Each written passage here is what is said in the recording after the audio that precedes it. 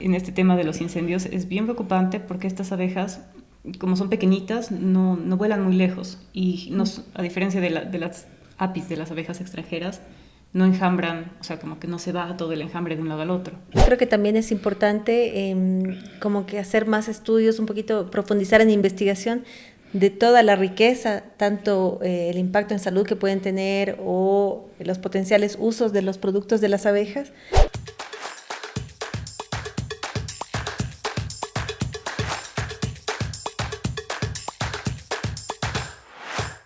Hola a todos, bienvenidos al primer episodio del podcast Demente. En esta ocasión vamos a hablar de las abejas nativas y sus productos derivados, es decir, de los polinizadores que son muy importantes para el mantenimiento de nuestros ecosistemas, la diversidad de nuestros bosques y por lo tanto contamos hoy día con la presencia de dos invitadas, Marcia Adler y Teresa Solís. Hola, muchas gracias por la invitación y emocionadas también poder conversar con esta temática que es tan interesante. Sí, un gusto poder estar aquí y, bueno, A poder conversar. hablar de las abejitas. Perfecto. Marcia, contanos un poco de las abejas. ¿Qué son las abejas nativas en este caso? ¿Por qué les decimos abejas nativas? ¿Qué de especial tienen? Estas abejas, a diferencia de la abeja que todo el mundo conoce y que es lo primero en lo que uno piensa cuando escucha la palabra abeja, son las abejitas que en realidad fueron traídas desde España cuando llegaron los españoles. Y esas se las conoce generalmente como abejas extranjeras, que es la abejita Apis mellifera. Entonces, a diferencia de esta abeja, las abejas que son locales, que son originarias en este caso de Bolivia, son las abejas nativas. Pero cuando dices originarias, por ejemplo, ¿estamos hablando de algo que es muy antiguo, así, o cómo podríamos comparar eso? Claro, son abejas que evolucionaron aquí, que se crearon, por así decirlo, acá y que son del lugar. Yo en alguna parte leí que era un grupo que incluso compartieron cierto tiempo de vida hasta con los dinosaurios. Entonces, Sí, eso me parecía súper interesante sí, de hecho en ese sentido. son de las abejas más antiguas que existen. Y bueno, dentro de las abejas nativas hay un grupo bien especial que es el grupo de las abejas sin aguijón, Ya. que son unas de las abejas más diversas y más numerosas que hay en este caso en la región tropical y subtropical. Son abejitas que están adaptadas para climas más cálidos, entonces no se encuentran, por decirte, de México hacia arriba, ni si no me equivoco, es como el norte de Argentina hacia abajo. O sea, Uruguay, por ejemplo, ya no tiene estas Pero abejas. cuando dices diversas, ¿a qué número más o menos nos estamos aproximando? A ver, para tener una idea, Ujú. en el mundo existen como 200.000 especies de abejas. O sea, es muchísimo más de lo que normalmente se conoce. En Sudamérica hay unas 5.000 de estas 20.000 especies. Y en Bolivia, aproximadamente, bueno, según el autor y según los cálculos que se hagan, entre 600 y 900. Y de estas, entre 600 y 900, 100 son estas abejitas sin aguijón. Entonces, son realmente muy diversas y bueno, y aparte son numerosas porque son abejas sociales. Entonces viven en grupos, en colmenas que tienen obreras, que tienen reinas, que tienen zánganos y pueden ser colmenas de entre 3.000 y hasta 100.000 individuos. Pero, ¿y todas estas abejas producen miel? Así, porque uno tiene la idea de abeja, miel. Bien. Estas sí, la mayoría de las otras no, o sea, producen miel pero muy poquita. Estas como viven en colmenas con muchos individuos, tienen que de algún modo acumular sus recursos para que todos los individuos de la colmena puedan comer. Ah, ok. Pero entonces ahorita estamos hablando de insectos sociales y al mismo tiempo de polinizadores nativos. Entonces, ¿cuán importantes crees tú que pueden ser para los bosques de nuestro país? Muy importantes. Las abejas de por sí son de los polinizadores más eficientes que hay y estas al ser diversas y al ser locales, entonces son también abejas que se han adaptado a la flora local y que son los principales polinizadores y obviamente muchas especies de plantas dependen de estos polinizadores. ¿Hace algún número que se te ocurra? Te hablamos en porcentajes, por ejemplo. Aquí en los bosques tropicales más o menos como el 90% de las plantas con Pero eso es flores. un montón, o sea, el 90% de las plantas dependen de las abejas nativas también en cierta forma. Sí, Sí, sí. Claro, y eso afecta igual me imagino, como tú dices, que son polinizadores, afecta también en la diversidad de plantas y especies que uno encuentra. Y hay estudios también que relacionan que, por ejemplo, la biodiversidad relaciona o tiene un impacto también, por ejemplo, en la salud respiratoria. Entonces creo que es un dato no menor el considerar esta biodiversidad tremenda de las abejas, que solamente es un grupo de insectos, ¿no? Entonces creo que es un tema Exacto, importante. porque por ejemplo en ese contexto, y hablando de la salud, por ejemplo, ¿qué pasa si desaparecen las abejas nativas? Porque eso debe tener como un efecto en cascada hacia todos los demás que están interactuando con las abejas. Claro. O sea, ¿qué pasa con el bosque, con la gente? Exactamente, y ahora estamos creo que viendo un poquito nomás de ese pequeño impacto con esto del cambio climático, la pérdida de la biodiversidad, la deforestación que hay, los incendios, igual que consumen mucha de los animales, y estamos viendo como pequeños impactos en la salud, tanto efectos agudos como crónicos que los vamos a ir viendo, y creo que hay que tomar como atención a estas temáticas, ¿no? ¿Y crees que estamos tomando conciencia ahora? Porque estamos en un contexto ahorita súper complejo en Bolivia. Estamos en un país que se está quemando, un 30-40% del país está en llamas en este momento. Claro, no me atrevería a decir si estamos tomando conciencia o no, porque a veces este impacto, digamos, que uno ve, es a veces mediático del momento, ¿no? Ahora, en este mes nosotros estamos viendo con las imágenes y con todo lo que ocurre, un impacto muy fuerte, pero no sé si esto se va a mantener los siguientes meses cuando ya se pase un poco la emergencia.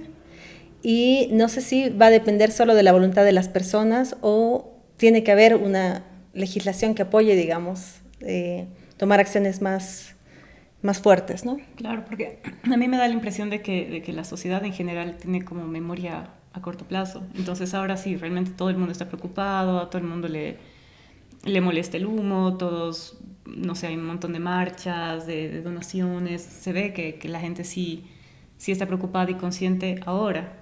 Pero bueno, esto es algo que ya ha pasado otros años y que no se ve mucho cambio. Entonces... Claro, hay años icónicos como el 2019, por ejemplo, donde gran parte del bosque se quemó, hubieron varias tragedias asociadas, pero vuelve a pasar cada año, y parece que no mesuramos qué es lo que nos va causando esto. Porque imagino que en el contexto de las abejas nativas también debe haber una pérdida importante, que no debe ser recuperable en el corto plazo. Claro. Específicamente en este tema de los incendios es bien preocupante porque estas abejas, como son pequeñitas, no vuelan muy lejos y a diferencia de las apis, de las abejas extranjeras, no enjambran, o sea, como que no se va todo el enjambre de un lado al otro. Entonces moverse, o sea, ellas se mueven como en distancias más cortas.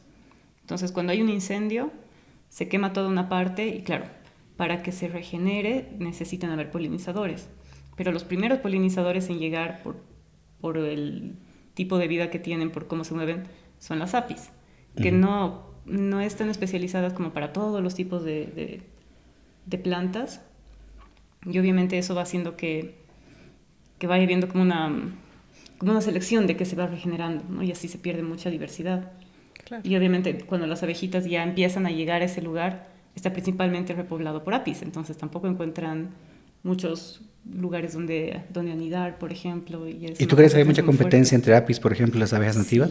Sí, hay mucha competencia por lugares de anidación, por la comida, porque ambas se alimentan de flores.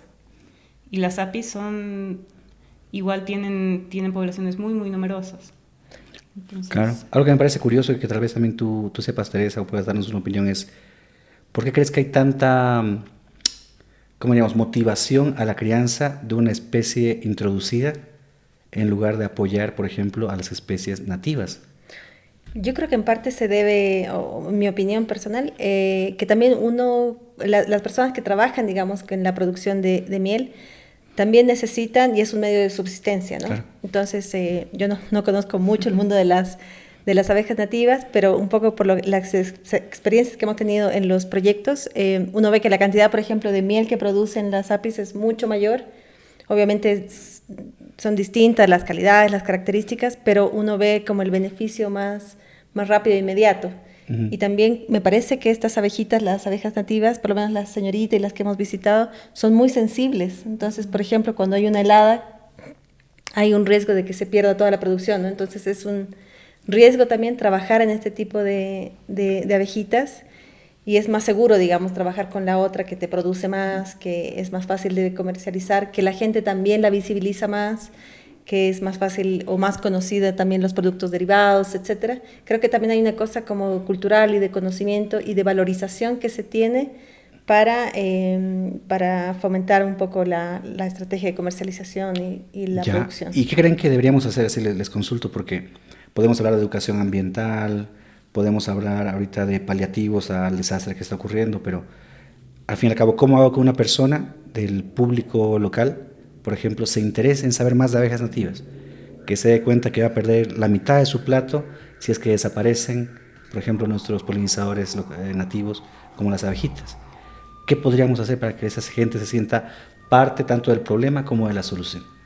Yo creo que hace falta mucha educación ambiental en ese sentido, o sea, debería incluso hablarse más de este tema en los colegios, por ejemplo, pero hablar más sobre las abejas nativas, ¿no? Porque generalmente en colegios sí se habla sobre la polinización y todo, pero claro, el ejemplo siempre es la abeja apis. Claro, cuando uno dibuja de niño, dibuja exacto. La abeja con rayitas, ¿verdad? Claro, sí. Aguijón. Claro, ¿cierto? Entonces... Claro. Pero, y ese yo creo que es parte del problema, que la gente justamente no conoce las abejas nativas, no sabe que hay otros tipos de abejas que también producen miel, que producen una muy buena miel, o sea, con igual muchas cualidades, y eso hace que no haya mucho mercado. Entonces, ¿cómo hacemos que les importe a esas personas? Por ejemplo, hablemos de alguien que tiene, yo que sé, entre 20 y 25 años y que puede estar con varias otras prioridades en este momento en su vida, digamos. Pero también está todo lo que le rodea y lo que le provee. ¿Cómo creen que podríamos motivar a esa gente a que nos escuche, a que se informe, a que busque información tal cual, activamente, ¿no? Claro. Dale. Yo estoy convencida de que uno de los mejores modos de despertar el interés en las personas es viendo y conociendo. Entonces simplemente, solo hablar de las abejas creo que no es suficiente. Cuando uno ve una cajita de abejas, la abre, ve cómo es por dentro, es otra experiencia, y eso obviamente hace que se despierte más el interés, hasta cariño, diría, por las abejas, y eso es vital. Sí, yo también creo que hay que fortalecer un poco o apoyar también a los productores, digamos, ¿no? Porque creo que también ellos necesitan como un apoyo para poder ponerle como un valor agregado también al producto, quizá tener un mejor envase, una mejor presentación, también tener como un conocimiento de la historia que representan las abejas y la cultura y de esta impronta que tenemos, digamos, de las abejas en la cultura. Esto creo que también es importante, ¿no? Apoyar todo. Eso es súper interesante porque a nivel Bolivia creo que hay muchos estudios que indican que gran parte de nuestros pueblos indígenas tienen interacción histórica con las abejas nativas, no tanto con apis. Claro, porque antes incluso de la época de los españoles ya muchos pueblos que vivían acá usaban o consumían, mejor dicho, la miel de abeja, ya sea como endulzante. En muchos lugares era la única fuente que tenían de dulce, entonces era muy, muy apreciado. Y igual por las cualidades medicinales que tiene, entonces también era una medicina. Claro, y ahora que mencionas eso, creo que también es importante como que hacer más estudios, un poquito profundizar en investigación de toda la riqueza, tanto el impacto en salud que pueden tener o los potenciales usos de los productos de las abejas, para que también se les dé un valor mayor, ¿no? Claro, pero hasta eso es contraintuitivo, porque ahorita en Bolivia, por ejemplo, toda la normativa está basada en apis. Todos los valores de calidad de los productos, por ejemplo, están basados en los parámetros de apis y no en nuestras propias abejas. Claro, realmente falta darle importancia a las abejas, o sea, que el público la conozca, que el mercado la conozca, para que igual se abra un poco el mercado y sea más rentable poder criar esas abejitas, comercializar su miel, y que haya este tipo de normativas, ¿no? Eso es igual. Claro, hay un vacío importante, ¿no? Entonces, si no está la política presente, ¿cómo podemos protegerlas o cómo podemos regular también el que, yo qué sé, pues 1 kilo de apis, de miel de apis, no equivalga a 1 kilo de miel de abejas nativas? Porque claramente su producción no es comparable. Claro, pero yo creo que estos cambios, por ejemplo, en normativa, legislación, también van como por la presión y la demanda que uno puede hacer, como la sociedad puede hacer, ¿no? Entonces ahí es como un círculo, creo, y que aportaría mucho el tener más información de todos estos beneficios que puede tener las abejas. Claro. Y también entender un poco la dinámica de estos animales, de estos bichos, insectos, que son es como un mundo que tú alguna vez le dijiste bicho. que es como un mundo, digamos, entender toda su dinámica y valorar también toda este ecosistema, digamos, también, y el aporte que tiene, ¿no? Claro, lo entiendo. A eso me refería como sentirnos parte y cómplices, digamos, de que todo vaya para mejor, ¿no? Sí, incluso se está promoviendo mucho ahora la cría de estas abejitas por mujeres. Como estas abejas no tienen aguijón y no pican y no tienen veneno y no son ningún riesgo para las personas. Entonces, especialmente las mujeres que en muchos pueblos rurales, por ejemplo, se quedan más en casa, se cuidan a los niños y no tienen como un ingreso propio. Entonces, esto las ayuda a empoderarse, a poder tener propios ingresos, a hacerse cargo igual de la casa, de los hijos, de todas otras actividades que tengan. Y una experiencia que tuve que me gustó mucho, un grupo de señoras que estaban empezando con la meliponicultura, nos decían que también había sido como no socialmente, como incluso personalmente importante porque habían creado un grupo entre ellas, entonces que se apoyaban para la meliponicultura y de paso para otras cosas, entonces ayuda también a tener un capital social más fuerte, incluso poder tener así una actividad, no sé. Claro, similar. no es menor eso, ¿eh? No es menor tomar en cuenta que en gran parte de Bolivia hay varios proyectos donde es claro este sesgo al empoderamiento, como decías, de las mujeres, a que ellas sean las protagonistas de la crianza de las abejas nativas. Yo creo que eso es algo súper positivo y que a veces no es muy visible. Sí. Entonces, como no es visible, pucha. Exacto. Cuando uno conoce también cómo es la dinámica de trabajo de las mujeres, cómo van cuidando las cajitas, cada cuánto demora cosechar esta miel, creo que uno cuando conoce todo este esfuerzo por detrás, valora también el producto, ¿no? Entonces creo que es bueno como socializar todo este proceso para que uno le dé y pague un poquito más, digamos, o pague lo que corresponde para un poco de esta miel.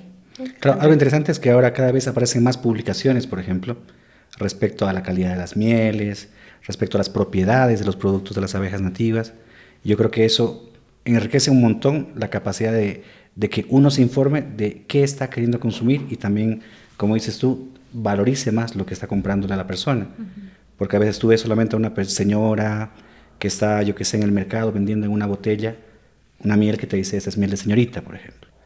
Pero no tienes más información que eso. Mientras no hagamos también nosotros la tarea, yo creo que va a ser medio difícil también valorar ese producto, ¿no? También Claro, si uno no conoce justamente todas estas cualidades que tienen, todo el trabajo que hay detrás, entonces uno simplemente la ve como una miel cara, que no tiene mucha gracia, ¿no? Pero claro. Pero le dicen todo, ¿no? Es buena para la vista, es buena para la garganta, pero no se entiende muy claramente el valor. Exacto, pero igual es importante que todo este proceso también siga como todas las regulaciones, la normativa, para que tenga como un sello también de garantía de lo que uno consume es lo que dice que consume, ¿no? Entonces creo que también es importante como esta forma integral, digamos, trabajar también con las autoridades, con los productores de manera conjunta. Sí, eso me parece que es súper rescatable, en el sentido de que tenemos que trabajar con aquellos que también toman decisiones para que nos apoyen en el sentido de que la normativa acompañe la conservación de las abejas. Porque si no podemos seguir en ese bucle, ¿no? de desinformación o no me importismo, no sé cómo le podríamos decir, y simplemente comprar lo que nos parece más barato y más asequible pensando que es lo mismo. Sí, en algunos lugares le ponen como incluso un sello, digamos, a los trabajos o a los productos que vienen como de trabajo, donde se cuida las condiciones de las personas, trabajo decente, o cuando tienen todos estos procesos y garantizan la inocuidad alimentaria. Creo que ese tipo de iniciativas fomenta mucho y le da un respaldo, ¿no? a los productos que uno consume y también valoran toda la cadena de producción que hay por detrás, ¿no? ¿Qué productos han probado de abejitas así nativas? ¿Qué es lo que les gusta más? ¿La miel, el polen? Todo. No, el propóleo no. El propóleo no tiene buen sabor, pero es bueno para muchas cosas. Una vez, unas señoras hicieron bombones de chocolate rellenos de miel. Qué rico. Que eso, sí, pero tenía su trampa, porque esta miel como es más líquida, entonces, claro, uno mordía el chocolate y mitad de la miel se caía, entonces ahí tenías que meterte el chocolate entero. Pero es interesante eso que mencionas porque en alguna ocasión hicimos como una cata de mieles, ¿no? De distintos colores que dependían un poco de las flores. Las plantas, claro, de donde habían colectado, ¿no? Exacto, y el sabor puede ser tan distinto entre una miel de un lugar o de un tipo de estas abejitas que es realmente interesante, digamos, esta diversidad también en los sabores y el uso que se le puede dar en los productos, ¿no? Claro, y esta también es una de las maravillas de estas abejas, que como son tantas, o sea, no estamos hablando, como en el caso del lápiz, de una abeja que puede tener varios tipos de mieles según la floración. Uh-huh. Acá tenemos, no sé, por lo menos en una región unas 15 a 30 abejas diferentes, que según la época y la floración tienen diferentes cualidades, diferentes sabores, entonces es un mundo infinito. Exacto. Entonces estamos hablando aquí que puede participar de la misma forma un historiador, un biólogo, un agrónomo, un médico, un chef, yo qué sé, pues un comunicador, y sacar temas súper interesantes para poder educar y aportar también esto, creo yo, ¿no? Claro, y esa es igual una riqueza de estos abordajes como más integrales, como este enfoque One Health que venimos trabajando, porque ayuda a que no trabajemos como aislados, ¿no? Por un lado, gastronomía, turismo, historia, sino que más bien conversemos y portemos cada uno de su experiencia para que podamos mirar como el panorama completo, ¿no? Y también busquemos soluciones o intervenciones que puedan también tener mayor impacto. Creo que eso es importante, que conversemos entre las disciplinas. Ahorita acabas de nombrar algo bien importante. ¿Cómo tú describirías el enfoque One Health, digamos, en este ejemplo que tenemos?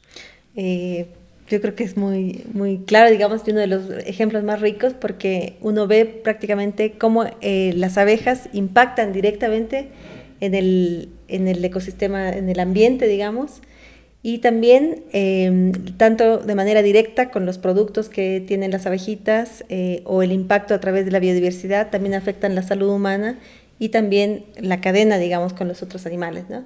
Entonces, este enfoque de One Health justamente trata de ver estas interconexiones y el impacto que tienen en estos tres componentes, ¿no? Ambiente, animales y humanos, y ninguno es más que otro, ¿no? Claro. Sino los tres dependemos mutuamente. Si falla uno, si se extingue las abejas nativas en este caso, yo creo que corren riesgo tanto el ecosistema, el ambiente, como las personas, ¿no? Entonces creo que es un ejemplo muy claro de cómo pueden jugar estas tres piezas de manera clara. Y tal vez no mesuramos claramente las consecuencias, ¿no? Porque no son inmediatos los efectos. Exacto, uno a veces se queda como con lo más próximo y mediático, digamos, pero creo que si uno se pone a pensar como en el impacto a largo plazo, puede ser muy impactante pensarlo así. Súper, yo creo que hemos hablado de varios temas dentro de lo que es el mundo de las abejas nativas. Hemos conocido un poco más de eso, nos damos cuenta de cómo es una visión integral realmente de la conservación de las abejas desde lo que es One Health, por ejemplo. Y además también hemos hablado de ciertas particularidades, yo qué sé, pues, dónde podrían haber mercados nuevos, cómo es un apoyo para la economía de las mujeres. No sé si ustedes quieren hacer un comentario de cierre para este primer episodio del podcast. Bueno, lo único que creo que es súper importante es poder visibilizar más a las abejas, o sea, darles un rol más importante en los medios y como bajar un poco la propaganda que tienen las abejas extranjeras, ¿no? O sea, que todo es la abeja, pero no es esa abeja en realidad lo importante, no es esa la abeja que se está extinguiendo y no es esa la abeja que tenemos que cuidar. Entonces sí es bien importante, yo creo, mucho ver este problema por ese lado, o sea, de la socialización y de la enseñanza de las abejas nativas, ¿no? De lo que son, lo que significan. Sí, yo solo invitaría como a conocer un poquito más este mundo de estas abejas. Cuando yo empecé como a conversar un poco más sobre este tema, quedé súper impresionada de la biodiversidad, los productos y las diferencias que hay, cómo se mueven y comunican entre ellas, el comportamiento y también los beneficios que pueden tener en la salud. Entonces, solamente invitarles a que se interioricen, sean un poquito más curiosos en qué son estas abejas nativas, cómo están en nuestro medio y el aporte que pueden hacer. Perfecto, entonces yo les agradezco un montón. Para mí ha sido un placer compartir con dos de las mejores investigadoras de la región y ojalá podamos hacer más programas de este mismo tipo con diferentes temas. Muchas gracias por la invitación y siempre abiertos a poder conversar. Sí, cuando se trata de abejas, siempre. Perfecto, entonces muchas gracias. Este ha sido el primer episodio del podcast de Mente.